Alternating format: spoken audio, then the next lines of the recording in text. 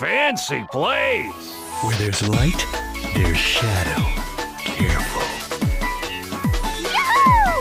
Hey there, kids. You just get home from work, school, doing whatever the fuck you need to. It's the afternoon, you're looking to kick back and relax without any signs of annoyance. Well, sucks to be you, because now we're back with Sonic Heroes with someone who wants to die. Well, I mean, on the plus side, I will say that this is one of the better missions of Team Chaotix. Like, I mean... well...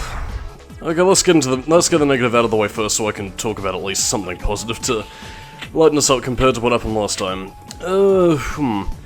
Well, these flipper controls. For those of you asking for pinball physics back in Sonic, I would like to ask you to die, because... look, it's pinball physics, go all over the place. Look at the spinny thing as it goes round and round and round and round and round. You get rings in the slot machine. Oh yes, I'm gonna be doing all those slots. Oh yes, oh look at SBO doing those slots. But no, this level is actually terrible, and with all these terrible pinball physics controls combined with the fact that levels from this point on get ungodly fucking long, yeah, this broke me. This officially made me say that, yep, Sonic Heroes is terrible, and this game doesn't deserve anywhere near the praise of, oh my god, Sonic Heroes is so underrated. Like, literally no Sonic fan will ever play this game because it's so stupid, it's so underrated and good. It's stages like this which really make me question the validity of those sorts of statements, where people are under the impression that Sonic Heroes is this unsung hero and an underrated gem that just goes unknown. Yeah, look at this level, which gives me a fucking headache, and, you know, just gotta deal with terrible physics controls. Yeah, Sonic Heroes is a good game, guys. Look at this excellent level design. And you know what? To the very limited defense of the game, you know what? My playing level and skills are abysmal. Like, I mean, I will freely admit that there is a lot of E's and D's on my report card in terms of this game, but to be perfectly honest, who cares? The game itself feels very insubstantial in terms of anything, and, you know, what could have just as easily have been a fun-filled adventure to me just feels... I guess that's kind of the thing about Sonic Heroes, is that it's negligible enough to the series so that you don't really have to worry about it the same way that you would like a Sonic 06 or Sonic Forces or something like that, but at the same time, like, I mean, it's also not something in the sense that... well, it really generates much excitement. I mean, there was potential there. I will say that much. There was potential for a really excellent game to be found here, and honestly, I mean, well, you could argue it did somewhat do its job. I mean, it did get me into the series for what good that did to my life. But I mean, I don't know. I think this game really did need more time in the cooker to really, you know, get these concepts, well, decently executed. And I suppose to talk about something a little bit more relevant on screen, basically we're gonna get 200 rings, because, well, it's actually a mission that Shadow the Hedgehog would later reuse, and when you lose all your rings like that, you're just left screaming, "No, my beautiful rings!" I can't do a good Mike Pollock Eggman impression. I can't even do a good Dean Bristow impression. Only the wise talents of AHAT96 can do a very excellent Dean Bristow Eggman impression. Treasured memories. But yeah, you can get rings with a number of different ways. You can hit the, like, little holographic things, you can go inside the slot machines and do all those slots, or you can just get them in capsules or computers, whatever the fuck else. Again, you can lose rings by, you know, getting the Eggman symbol, as is tradition at this point, or by getting hit, which is really annoying. But I mean, apart from that, these levels are relatively short if you know where to go, so yeah. And plus, we also do get to explore a little facet that I think you can only really access by very special means by using the other teams, but thanks to the fact that SPO's abilities are a little bit different from Sonic or Shadow, which is something I'll probably get into a little bit later, yeah, we get to access a place that is reserved for VIPs and access a very special board which will get you shitloads of rings. Again, I've never really attempted to get into the VIP area using the other teams, but I don't know, it's a really efficient place to really life grind, and trust me, you will need it because this game's terrible controls and the fact that levels go on for fucking ever. And plus, as I mentioned last part, with a lot of the very, like, the very patchy, to say the least, like, action set pieces, yeah, you're gonna be needing those lives. Like, I mean, I wouldn't really call Sonic Heroes necessarily a hard game, just one that's tiresome and leaves you a little bit drained after all of it. Actually, no, not a little bit, very drained. There is also something to watch out for here, because your teammates can fall off the board if they get low enough and, you know, basically fall off the board. And again, losing one team member isn't too bad. You just switch to one that's already still on the board, you know, if you have a team member that's still alive.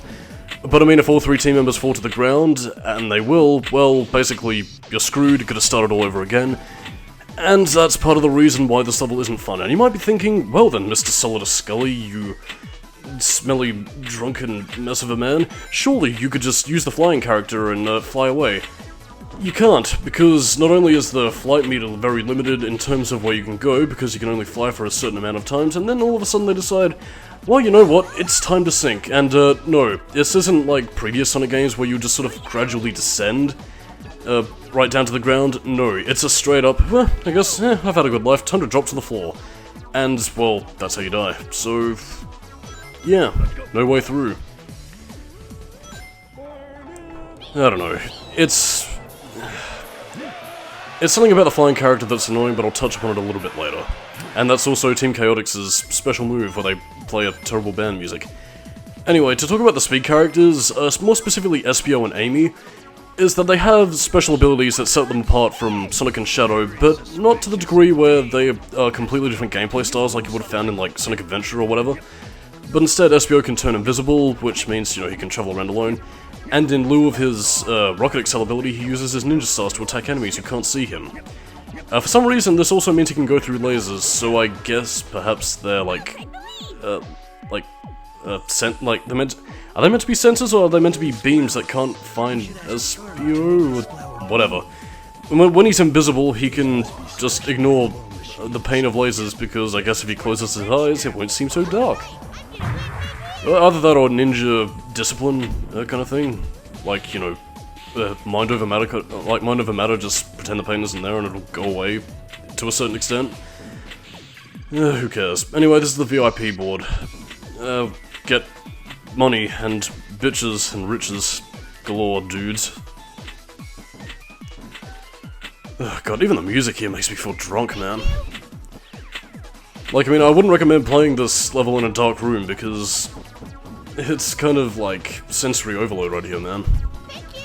Like, I mean, I'm kind of regretting what I wished for, because, I mean, I said beforehand that Sonic Heroes doesn't have a very good sense of graphical fidelity, but I mean, when you enhance the lighting like this, it's overwhelming. Kind of makes me appreciate Shadow the Hedgehog in retrospect, because, I mean, while that game did have very sparse usage of color, you know, the sparse usage was at least good in the sense that it knew what to focus on and what to make the levels ambient, rather than this, which is just lights and colors, which, I mean, suits the neon theme, but I mean, I guess the fact that levels go on for very, very, very lengthy periods of time, plus the fact that, you know, this level overall is just shit and broke my faith in Sonic Heroes, kinda ruins it for me, really. Yeah, we could have tried a little better, Charmy, but you know what, I don't care. I'm just gonna gamble away my worries in pain. And now we have a mission that should be familiar. It's similar to getting all the top secret discs from Shadow the Hedgehog. Basically, we're getting 10 potato chips. I mean, poker chips. Whatever. And, well, again, Team Chaotix missions are really kind of... they're kind of a mixed bag, really. Like, I mean, you'll get some like the Destroy All Enemies missions, which, unlike Shadow the Hedgehog, which was properly designed for that in mind, yeah, not really well designed here because, well, none of these characters have guns, and the teleport system, which was a great benefit in Shadow the Hedgehog, is simply not here, so, One thing I will say, though, is that, I mean, on the plus side, some levels of Team Chaotix can be really short and really easy to complete, depending on what they are, so... again, you do have benefits to playing as them, it's just that levels just aren't really well balanced by proxy of the fact that the mission structure just changes on case-by-case basis, so sometimes you're in for a pound, sometimes you're in for a penny. And then you get sections like this where you need to find the switch to continue, or, you know, you could just continue to zoom us across and keep up the pace of the levels that way, you know, that would have been fun.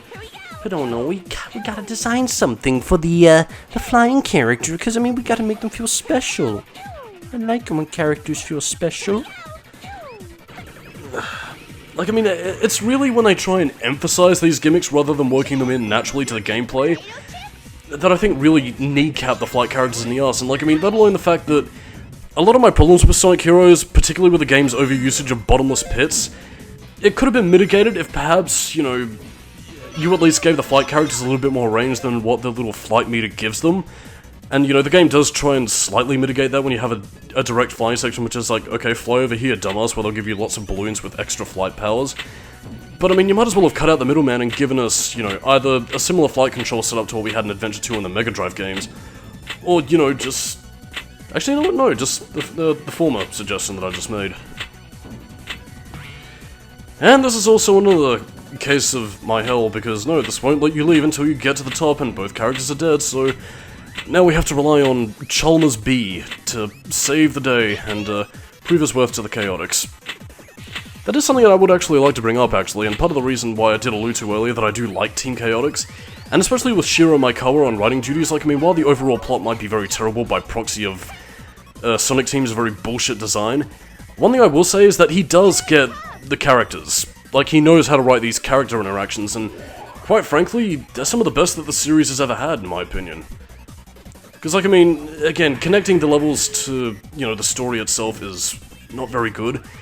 But again, when you're seeing Team Chaotix interact, like, especially during the earlier cutscenes into levels and stuff, I don't know, it's just something about it that feels very natural and, you know, really kind of invites you into the bond of Team Chaotix, like you saw earlier with Charmy being very excited to, you know, play around with the slot machines, or Vector just kind of trying to focus on all the money and all that kind of shit, and Espio, you know, being very job-focused and oriented about what the client wants. Again, like, I mean, that's good stuff, and you get a lot of good interaction, even with the levels themselves. Like, I mean, I know I'm talking over it and everything, but on the odd occasion that the characters aren't just going, you know, press the PS2 controller to play the game. Like, I mean, you know, the banter works pretty well. And that kind of goes for all teams, really, you know, whether it be Team Rose, Team Sonic, or Team Dark especially, actually. It's a bond that, I mean, especially, and again, one of the few good points of 06, actually does get some very decent development, and, you know, like I keep on saying, a lot of the things that Heroes introduced, like, it's not all bad, and there was, like, a lot of talent and, you know, good people working on this game.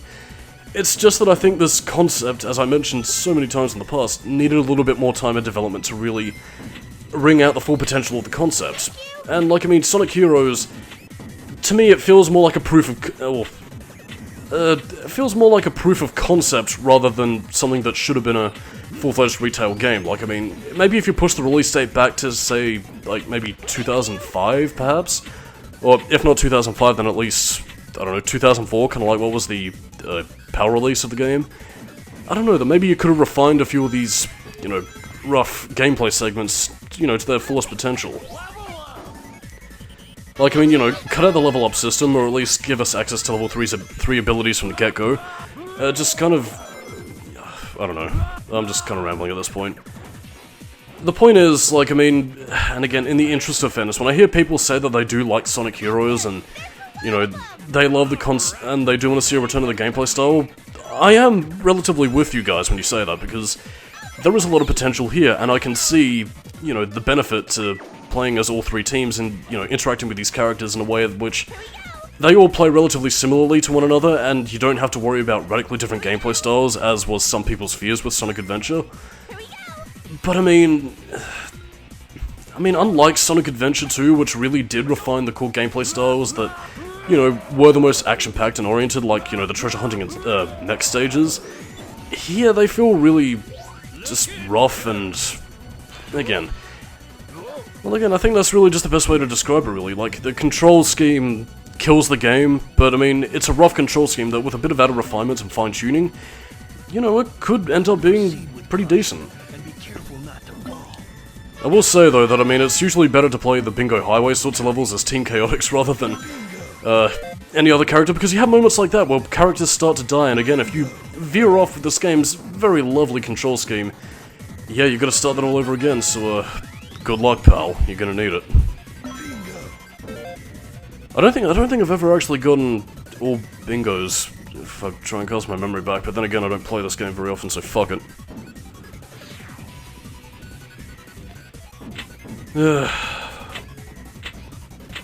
don't even know what to say, like it's just constant bouncing and bouncing, and I just want this pain to end. Why is there nobody to end my suffering? Also, I just realized that I'm pretty sure, well, I mean, obviously considering the fact that they're kind of developed in a similar sort of engine, that Shadow the Hedgehog ended up taking a lot of its victory sound effects, because I remember the circus levels of Shadow using the similar sort of da-da-da-da-da kind of thing. Oh, well, I mean, there were a lot of, like, shared sound effects between multiple Sonic games, even going as far back as, like, Sonic Adventure. Kinda weird, I guess, but I mean, you know, if you've got a sound library, use it. I don't know, some are even, like, used into the modern game, because, like, I mean, I swear to god, like, I think it was, like, the Phantom Ruby sound effect, like, when it was just lying there as a shining object, was used in Sonic Forces, which was the same as the Emerald Shining sound effect from Sonic 06. I don't know, kinda weird, really, but that's just the magic of proper usal. And these levels are just still going, and going, and going. Why can't you end my pain? Oh, thank you, Chalmers B. You have ended my suffering. Well, besides one little boss fight that I'm going to be cutting down for time, I will never have to look at this level again until I have to review this game, in which case I will have to look at it again. Oh, joyous day.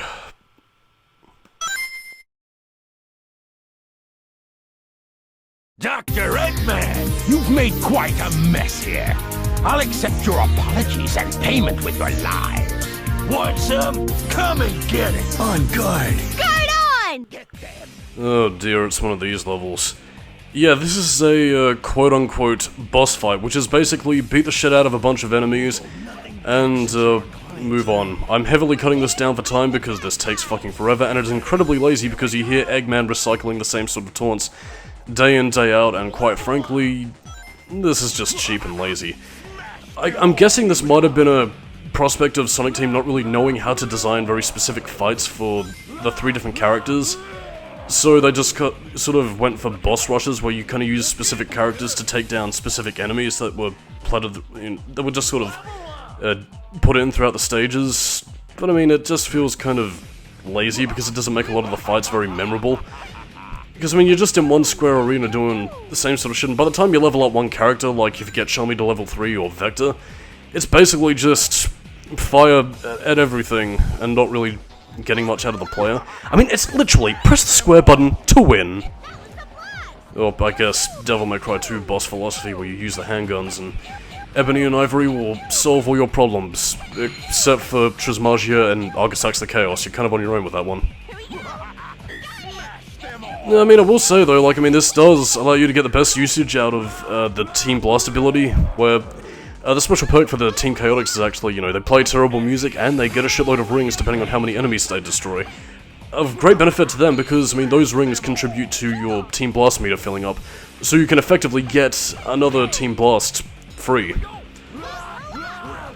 So, I mean, it is, I do like the Team Blast concept. I mean, I do think it is kind of cool. It's just kind of becomes a problem, really, when, I don't know, it's literally the only way that you can use to defeat, like, large amounts of enemies if you really don't give a fuck. Which, I mean, kind of trivializes the whole Team Blast thing, in my opinion, because it just kind of makes everything feel, I don't know, just kind of repetitive, really. I don't really know how to describe it. Don't get too excited, boys! Those were the easy ones! Alright! Well, Wally me. Thank God that fight is over. I'm sure we'll never see another repetitive boss concept ever again. Yep, I sure think so. Eggman energy detected. Ground base up ahead. I wonder what the doctor really meant. We must capture him first. Let's go. So now we're back with Team Dark in a... Well, I mean, I gotta admit, I do kind of like the opening to Rail Canyon. Like, I mean, it has this real sort of, like, heavy metal Wild West kind of feel to it. You know, we have our characters riding into town on the draggy old sunset, ready to order a steak sandwich with onions, cheese, promise I wouldn't do that voice again. Why is it, like, canyonous areas that kind of bring out, like, the Wild West voice? I mean, it started in Sly Raccoon and it just kind of weaved its way into Gex 3 and now Sonic Heroes. But I mean, anyway, Rail Canyon. divisive stage, mainly because of the fact that we have to deal with this game's excellent rail controls, which totally weren't botched from Sonic Adventure 2, which in and of itself did have the odd occasional moment where you could get flung off if you kind of messed around with the controller a lot. I seem to notice that happening a little bit more in the GameCube / Sonic Adventure 2 battle versions more than the Dreamcast, because, well, I mean, and again, for those who've played the Dreamcast version, controls are a lot smoother than it is in the GameCube, PS3, Xbox 360 versions. I don't know. The point is, Sonic Heroes grinding controls are frightening. The only suggestion I will make is that don't make any sudden movements with the analog stick, and make sure that you at least give it a second for them to lean towards the rail that you need to go to before actually jumping, because attempting to be a little bit of a maverick and switching like some sort of speedrunner will get you killed. And no, you can't switch to the flight characters in mid-air either, so yeah, you know, a potential control fix that would have been small, yes, but it could have made, you know, an otherwise bullshit experience a little bit more smoother and more comfortable for the player. See, like, I mean, it's a lot of small fixes that I do think would have made Sonic Heroes a much more tolerable game for me. It's also the fact that we also have to land on rails, which does kind of make things a little bit hair-raising, but I don't know. So long as you stay on the rails and find your specific path, you should be okay. Although, then again, this is also a level where, you know, falling off the edges of places will become a bit of a problem. A little bit of a demonstration will be coming up with Omega, actually. Because when he punches, like, he has kind of a wide swinging arc, so yeah, that's not very fun when you accidentally want to punch an enemy but end up falling completely off the edge, like that. Thankfully that wasn't over a bottomless pit, otherwise I would have been furious.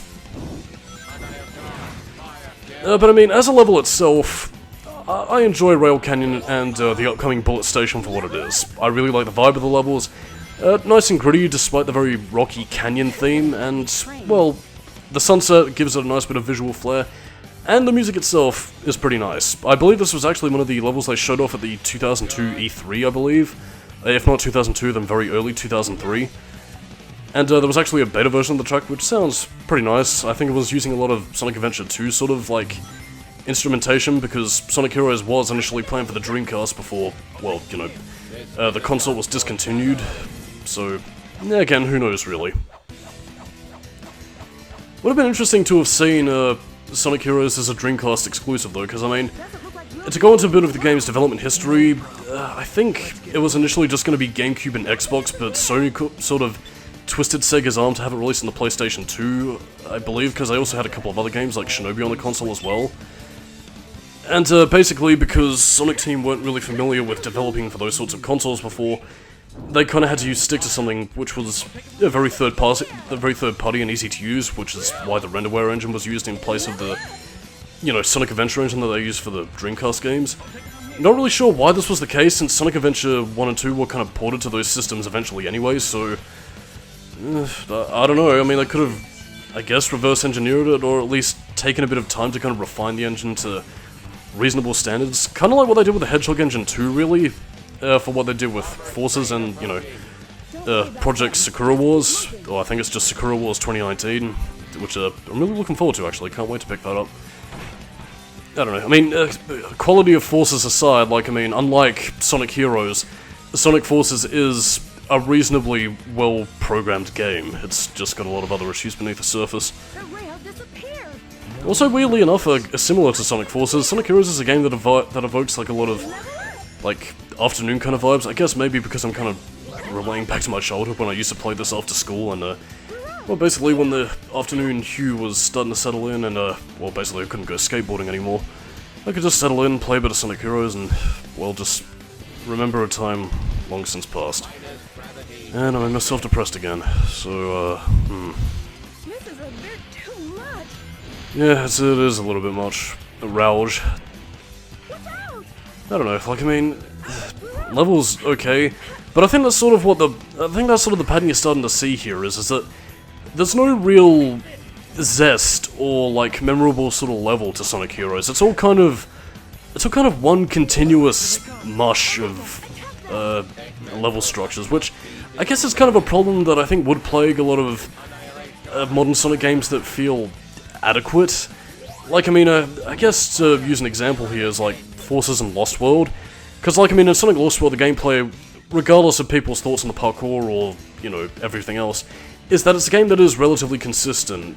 And, you know, while you do have, like, the occasional things like an overtly cartoonish alligator trying to take a bite out of Sonic, or those rail grinding segments, you know, nothing ever really sticks out like, you know, the gun truck chase of Sonic Adventure 2, or, you know, anything of that ilk. So I kind of fail to see why people hold games like this in such high regard, or at least regard in the sense of, oh man, this is an underrated gem that was gone unappreciated for so many years until recently because we're nostalgic for the game now. Again, I don't want to use the argument of you like it because you grew up with it, because I mean, I grew up with this game, and while I do have a certain amount of respect for it, I don't think it's good. But I mean, I'm not really sure what to say. I guess maybe it's more of a more of a shield against overt negativity towards this period of Sonic, towards games that don't necessarily deserve it.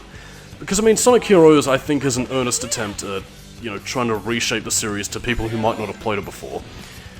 Reshape might have been not necessarily a negative word. At the very least, how can I put this? At least attempt to sell Sonic to audiences who might not have played the games before.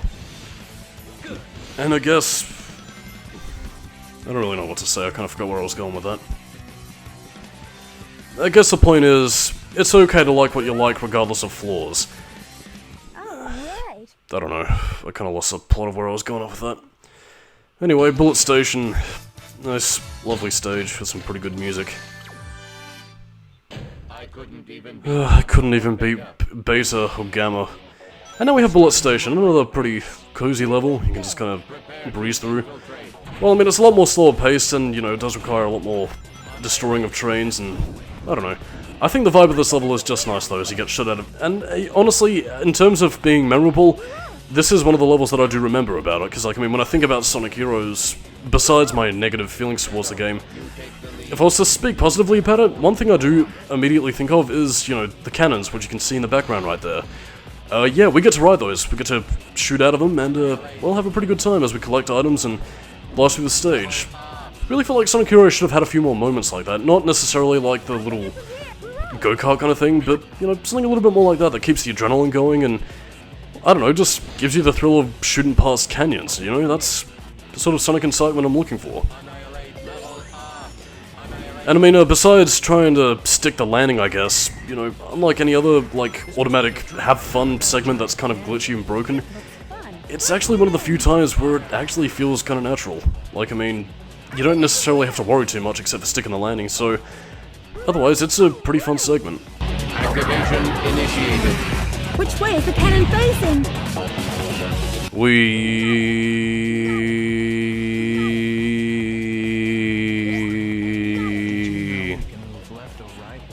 I actually really do like a lot of the characters' reactions to that, actually. I think Knuckles has a bit of a heart attack during that sequence. Yeah, which is fun. And yeah, this is usually the part where Sonic's segment begins. Which is also something I could probably bring up, actually, because usually when it comes to the characters in the games, like, each character's story, depending on which team you play as, has a different difficulty setting. I already alluded to this with Team Rose being easy difficulty, and usually they'll be placed in different areas. Team Rose will usually be placed the furthest and only stop at a certain segment of the level. Team Sonic will usually start around here, and Team Chaotix I think are just sort of placed wherever. And Team Dark will usually have the longest level segments. And they do it with one team which has a reasonable hook to get invested in the game. Yee. Oh, jeez.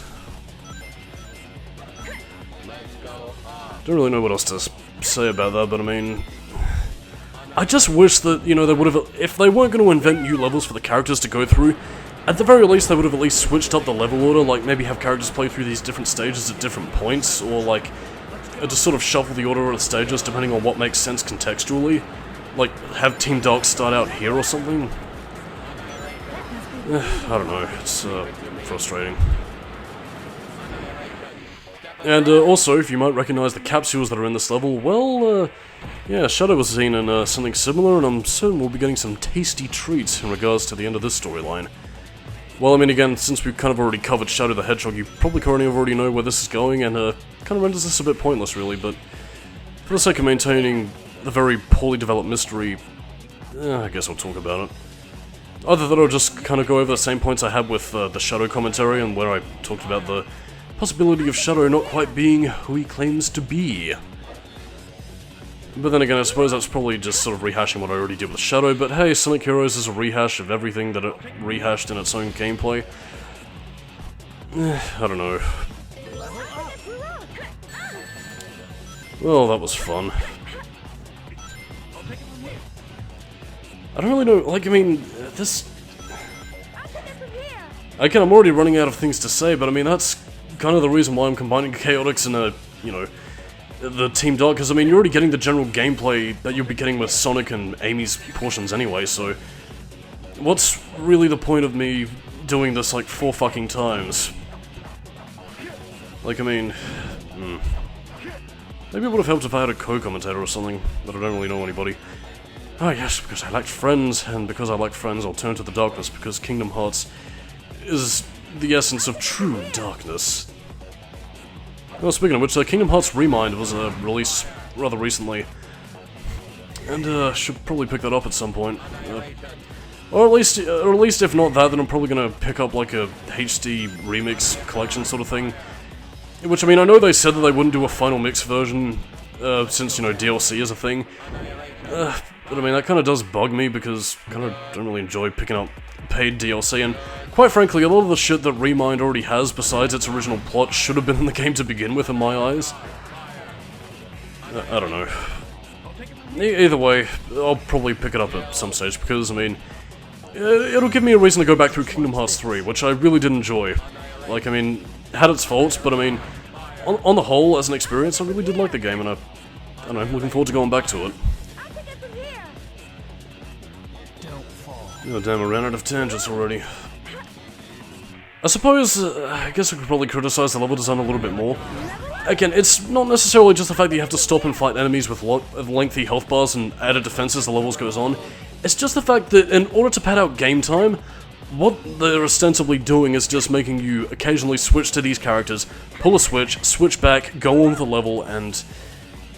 Again, the level design, to me, just feels very patchwork, even more so than the core gameplay style of something like, say, Shadow the Hedgehog, really, because while the mission structure is a bit of a big problem with that game, in Sonic Heroes, I feel like the constant regular Sonic gameplay is constantly being interrupted with small, but, you know, annoyances. Like, it's difficult to describe, I mean, like, just imagine, and again, I think 06 might be a decent comparison when you were kind of stopped midway through the level to play as a different character. In 06, I don't necessarily mind it because, you know, the sections, for as short as they were, you had characters in complete control within relative bounds of what they controlled to in previous adventure games. In Heroes, though, I feel like I'm playing like a stripped-down version of the character. Like, I mean, I might not have played as Omega before, but I've played as Knuckles, and, you know, his controls feel terrible compared to what they were in the Mega Drive, and... And again, that's honestly my biggest problem with Sonic Heroes. Like, I mean, if they maybe, like, switched control of the characters to the select button rather than having a wheel cycle, which I'm sure probably looked really fucking cool to the UI designer, you know, just have it to the select button where you could, you know, switch to a character based on the button presses, and not that it would really take too long to switch to the character that you want, you know, considering the fact that there's only 3 characters there as opposed to several. You know, you could use that to have more button inputs for specific moves, and combine that with some more fine-tuned controls. You know, this could lead to a much more consistent experience where the player doesn't feel like they're being hampered by terrible controls. And on top of that, you know, you can make the best usage out of the character's abilities now that you've freed up the triangle and circle buttons, and in tandem also have, you know, R1, L1 and all that sort of stuff free for other sorts of abilities that could be used, you know, to better accommodate the level design and, you know, make all these challenges feel fun. I don't know. It's what makes Sonic Heroes such a frustrating game to me. Like, I mean, a lot of these ideas are there, and like, I mean, I'm pretty sure people in Sonic Team who were probably there at the meetings where they were talking about, you know, gameplay and controls and all that, it's something that I think they could have feasibly have brought up once they had, like, you know, a working alpha or alpha build of the game and just sort of played around with it. These are the sort of things that you can also sort of see, like, in a finished product, but I don't know, it's frustrating. And speaking of frustrating, I fucking hate these segments. Now, what you do is that basically you take control of the bobsled, you roll down the hill, and basically, well, if you lose one of your team members, you lose a key aspect. If you lose Shadow, you lose speed. if you lose Omega, I believe, you lose control. Actually, no, if you lose Rouge, you lose the ability to jump. And at that point, you might as well just give up and accept death, because you're moving at a relatively fast speed. You take a look at those lasers, which are very pink and blend in with the rest of the level. Yeah, lose all your team members, and it's game over. And even though all 3 characters appear on the regular level layouts and looks like they could reasonably continue, it's considered a game over because fuck you. Seriously, something that would have otherwise been fun in Sonic Adventure has been butchered here, and, well, it's terrible. You see, that's the thing about Sonic Heroes, like, I mean, it's... on the surface, it doesn't look like a game that's outright bad on the level of a game like, say, Shadow or Rose 6. But what it does have is little annoyances that as you play the game more and more, you start to notice. They're just small things, but they're things that pile up.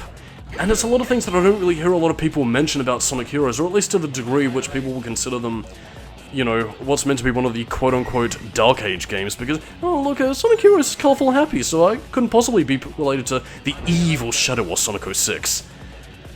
When, I mean, you know, this game was part of the quality drop. This was where the decline began in my eyes. And, like, I mean, I don't mean to say that as a negative, lol, Sonic was never good sort of argument, like, that's just honestly how I feel about Sonic Heroes. And even in that case, when I do make those sorts of statements, I'm not making them just for the sake of, you know, trying to bully fans of the series, or just to, you know, tell people that, oh, Sonic was never good because it was always terrible when it went to 3D. Because no, I'm pointing these out because I see potential for improvement. And I can see a really good, you know, Sonic Heroes 2 being made out of, you know, a lot of the good gameplay ideas and concepts for this game. But again, I think this does also begin to highlight a running trend that Sonic Team would eventually take to heart, which is, oh look, we have a pretty ambitious gameplay style, let's refine it, fine-tune the controls, and nah, let's never use it again. Because that's what you do whenever you come across problems, you don't just fix them, or learn from other people to try and fix your mistakes, just sweep it under the rug and pretend it never exists and whatever. Dios mio. Well, at least we're at the end of the stage. It's guarding that goal ring. How the hell did they survive when, like, the entire tower was kind of destroyed? You know what? Who gives a fuck? Yeah, it seems... Huh. Just gonna stand there, dudes? Alright, you can protect us while we do a little victory dance. They couldn't even beat Gamma or Beta. How pathetic.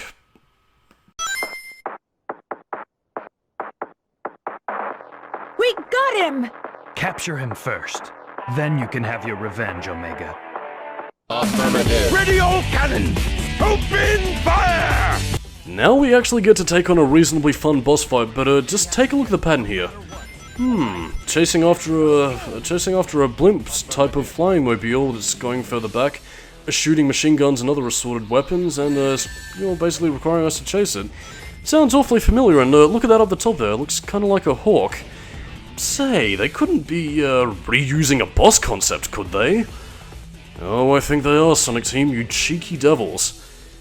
Again, you might make the excuse that they're just using this as a means to, you know, escalate the challenge in terms of a boss fight, and I will admit that the Egg Hawk to the Egg Albatross and, well, what's ostensibly going to be the final boss of Sonic Heroes is a good way of doing this, but it still feels kind of lazy to me when you could have had a more unique fight.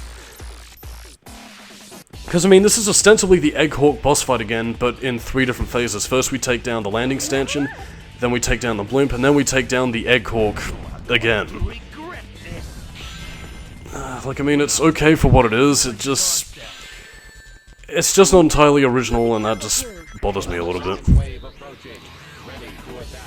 I mean, that being said though, I mean, we do have some decent music, and the fact that it is at least a more decent challenge than fight a shitload of enemies to win, I don't know. It makes the Egg Albatross battle enjoyable, and the music is pretty kick-ass, so yeah, it does continue the running trend of Eggman having some of the coolest themes in the series. Well, at least up until recent games, really, because I kind of got rid of Eggman's, like, funky rock kind of themes, which, you know, I always loved throughout the Adventure era.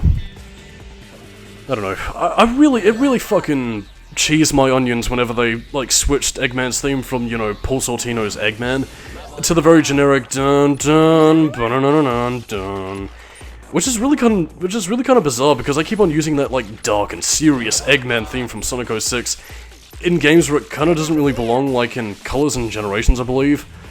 Well, I mean, to Generations' credit, it at least had the brief remix of Eggman, even though it should have included the rockin' part of it. But whatever, boss is nearly done. And, yeah, that was also a line that was reused for Sonic Advance 2, I believe the last technical game to feature the Dreamcast era cast. Well, whatever, that goes another amount of Sonic Heroes rambling. I'm Solidus-Skully, keep it new metal, and, maybe next time my suffering will end. Catch you next time.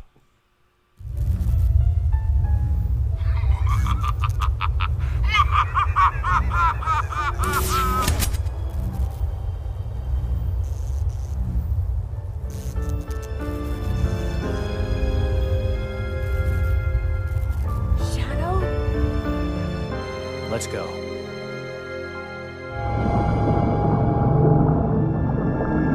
Ultimate life form data has been